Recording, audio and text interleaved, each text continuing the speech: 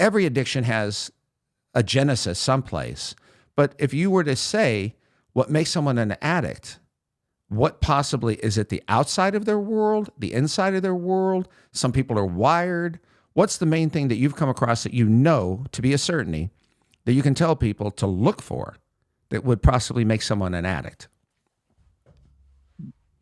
I would look at how the child handles stress on a regular basis and the interaction between. I would have to learn a lot about the family. You have to do Yeah, full definitely. genealogy. You have to Yeah. do family histories because it's nature and nurture. How much of the nature, how much of the nurture, and then what do you need to focus on once they do present with a problem?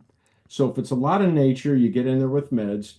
If there's addiction and alcoholism does not occur in a vacuum. Neither do all the process addictions like you're talking about. They occur with other stuff going on. So you've got you have, 1 second. Explain what you mean by process addiction in case someone doesn't know that other than being an alcoholic. it's a non-drug or it's a non-substance addiction. It's an activity addiction. So it's sex, love, intimacy. It's gambling is considered. Gambling's got a little bit of both because you actually do have touch and a lot of things involved there.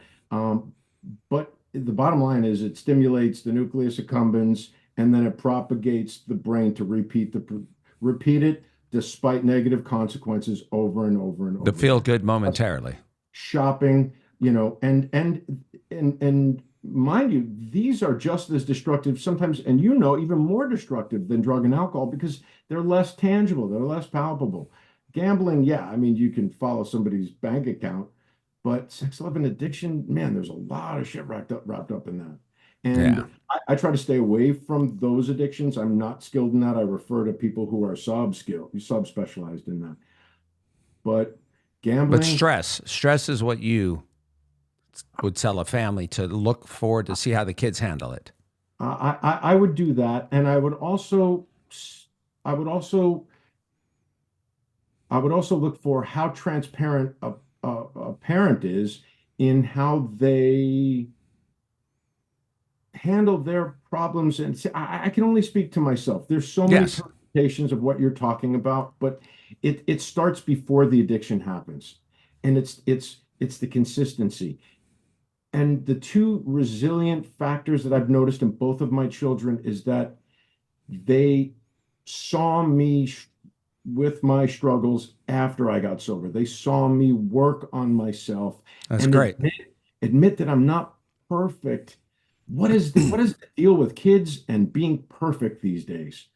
Well, I know what the deal is. We set it up. Everything online is the perfect version of everybody else.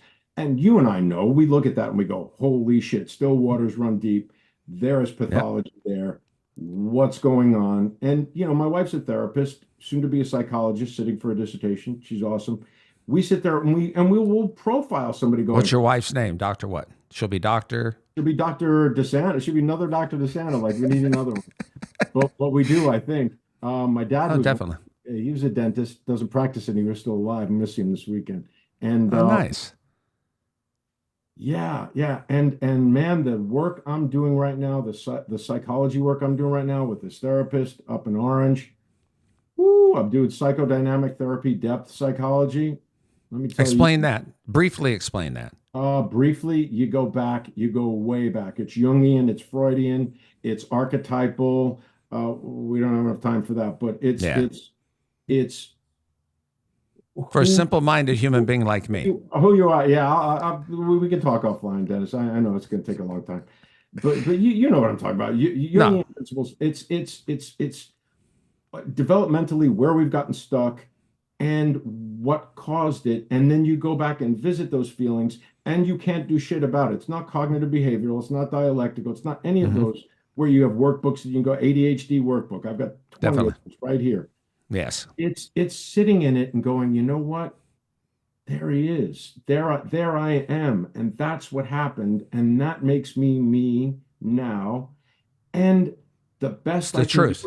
is observe it. And then when it comes up again, my hair's not on fire anymore. Like when you and I first met, and I saw my first email, I was doing a search in my emails. You were the first person I contacted at the place we work in 2014. So we've known each other 10 years, Dennis. whether you Yep. like it or not. Oh, I Um, do. and I do too, man. I do too. And what was the question? I don't even remember. Neither do I. I just sitting here watching it. ADHD. I But you know, just here's another thing that gets me. I dealt with an eating disorder, as we know. So 1994, I go into treatment. People looked at me and they're like, well, first of all, men don't have eating disorders, or you had to be gay. A lot of the research back there was that the fathers were the reason why girls had eating disorders. And so many so-called experts wrote it and said it's the fathers. And so when I went into treatment, I was one of 22 people, the only guy. People looked at me like, they questioned my sexuality. I'm like, okay, question all you want. That's not the situation. Well, you couldn't have a problem. Nowadays, we're seeing that because of that, and it's something in the past, and some doctors who've come out and talked about it and said, oh, we were wrong. Yeah, you were wrong, you pieces of crap, because you jeopardize everybody's life. When I tried to get into treatment, I'll never forget, when I finally got into a place, 7 treatment facilities turned me down because I was a man. Because I was a man, which is horrific. Nowadays, treatment, everybody understands men and women deal with it. But one of the things is when someone has a problem, and you see it now, if you find out, and look, we all have a different opinion. There are a lot of doctors who are stuck in something 20 years ago. They don't want to move and see forward. As a doctor, you see more research. You find out things that work differently now than they did 5 years ago.